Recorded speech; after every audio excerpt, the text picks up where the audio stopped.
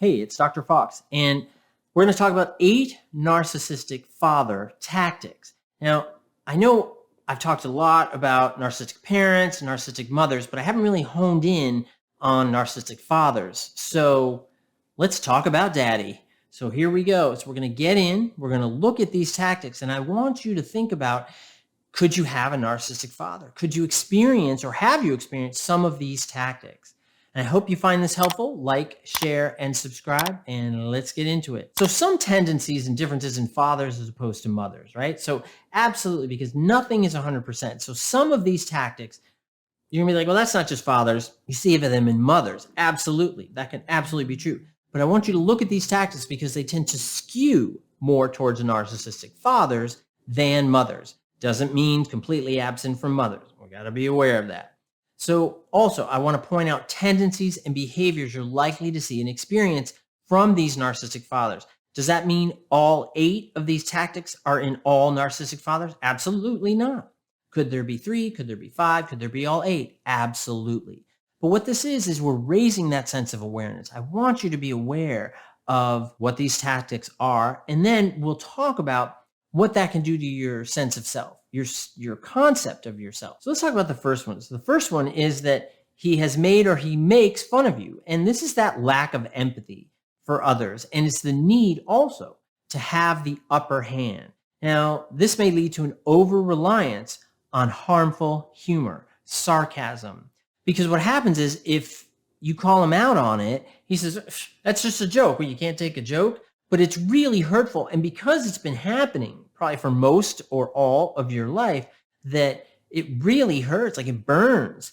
And he can rationalize it or wash it away by saying, it's just a joke. Stop being so literal. Stop being such a baby, right? There goes to that belittling and making fun of you. And this plays out if you have a pretty partner over, an attractive partner, or if you're with your friends and they're over, then he may do that to get that attention. So really, this is one that I hear a lot from a lot of my clients when we talk about narcissistic fathers. The second trait is that he only compliments you in public, focused and highly focused on the image that they portray and pretend to be a loving father only when they are playing to an audience. So when other people are around, he might give you the old, oh yeah, okay, great job, and all this other stuff. And then behind the scenes, ridicule you, belittle you, goes right to that first tactic we just talked about. And you see this again plays out over and over and over again.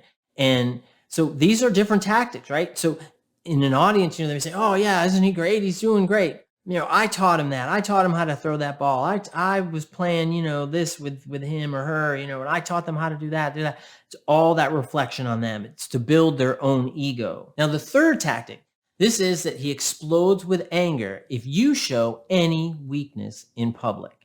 And when children embarrass their narcissistic fathers, they take this as a personal insult, and it's an affront to their own image. So any weakness, they don't tolerate it because they basically believe that that's, again, communicating to everyone around them that this weakling means I'm weak.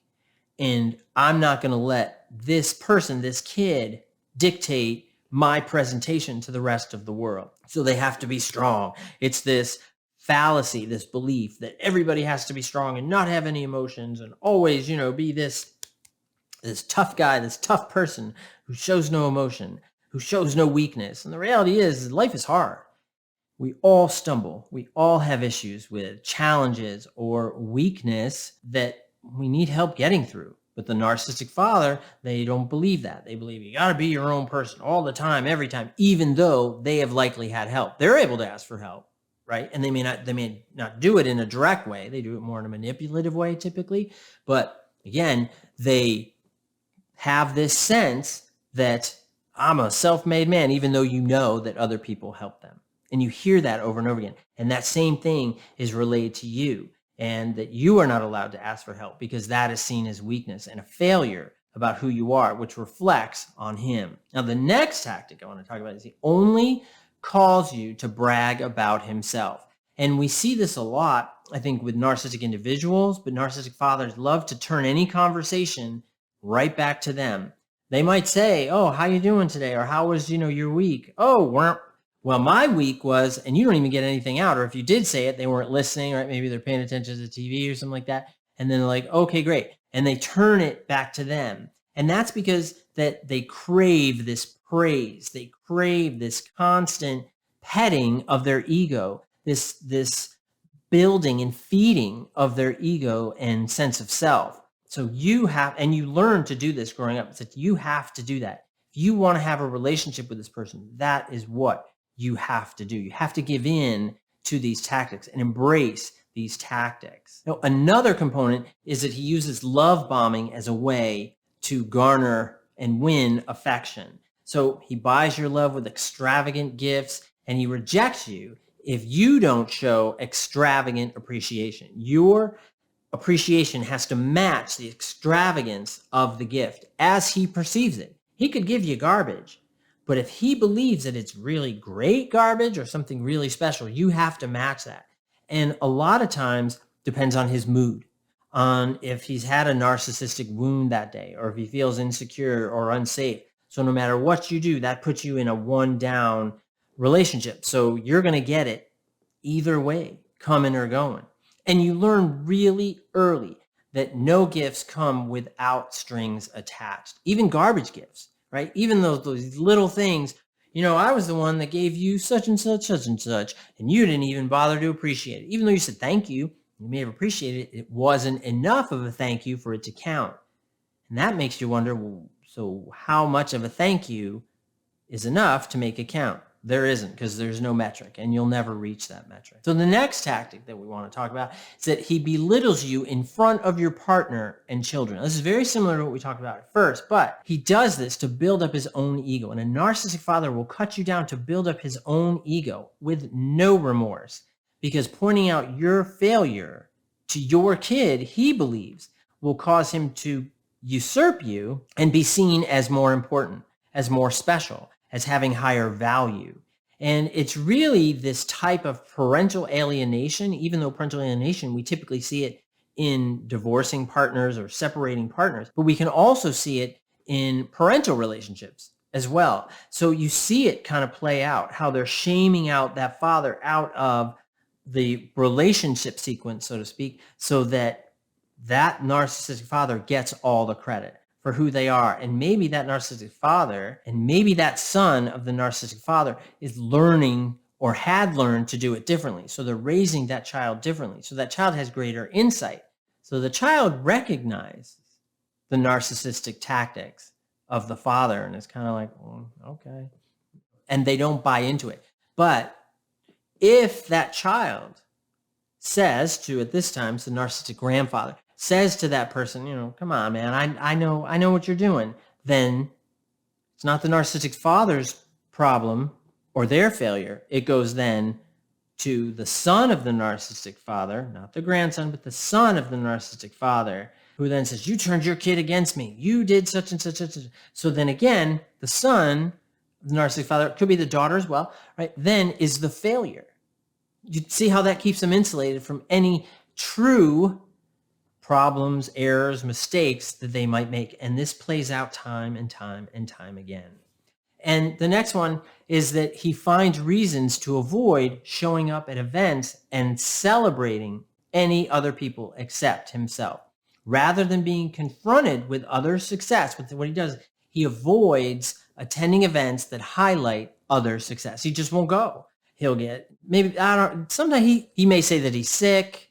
You don't always get illness necessarily, but something else came up, an important business meeting, or that, met a woman, who knows what it could be. But it makes up an excuse not to be there, because that celebration of someone else's success, remember, the narcissistic individual on the inside has a lot of fear, shame, doubt, insecurity. So seeing that other person succeed, they then believe, and it's really a distorted belief, that their success means that I have failed, that I haven't done it well enough, even though it could be like the Nobel Prize for chemistry, and that narcissistic father may be a pro bowler. I don't know, but they're like, oh, see, that person's success, that negatively reflects on me because I'm not the one getting the Nobel Prize for chemistry. but they're a pro bowler. You know what I mean? So even though if there's no connection, it still is that reflection. It still is that poorly and ill-conceived understanding that that's just somebody's success. Doesn't have anything to do with that person,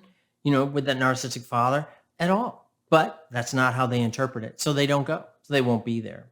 And then lastly, cannot take constructive feedback. And this is what keeps that narcissistic tendency, beliefs, and patterns housed in that individual. So if you try to share some thoughts with him on ways that he could improve himself or his behavior, maybe connect to his grandson, granddaughter in a more effective way, responds with anger and turns your comments on you in a hurtful way, to belittle you, to make you feel small, to make you feel broken.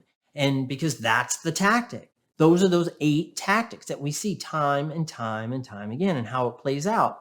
And what happens is that when you have a narcissistic parent, and a lot of times if you're not aware of it, and the earlier you can recognize it, the better, because then you can start building some degree of insulation. And insulation is that you recognize that this person is saying these things and doing these things for themselves. That even though it's hurtful and painful, absolutely, but you have to be able to tell yourself that they're really talking about their fears, not really about me. It feels that way. And I've worked with many, many clients who deal with a lot of internal hurt and pain because of their narcissistic fathers. And we work on what I call insulation. It's insulating yourself to those comments, to those put downs, to not showing up at moments of your success and things like that. And that doesn't mean that it makes it okay. It means that we have to radically accept who our parents are, for good and for bad. And does it mean that cut them out? Absolutely. I don't agree with that. I think that that's completely up to the individual. If you decide to do that, then that's fine. If you decide to have a relationship, I think then you have to recognize that relationship and recognize who that person is. And then you have to set these boundaries, because insulation is one way to do it. It's just rationalizing and understanding that, again, that those comments and things is more about him than it is about you, but also that you don't have to tolerate it.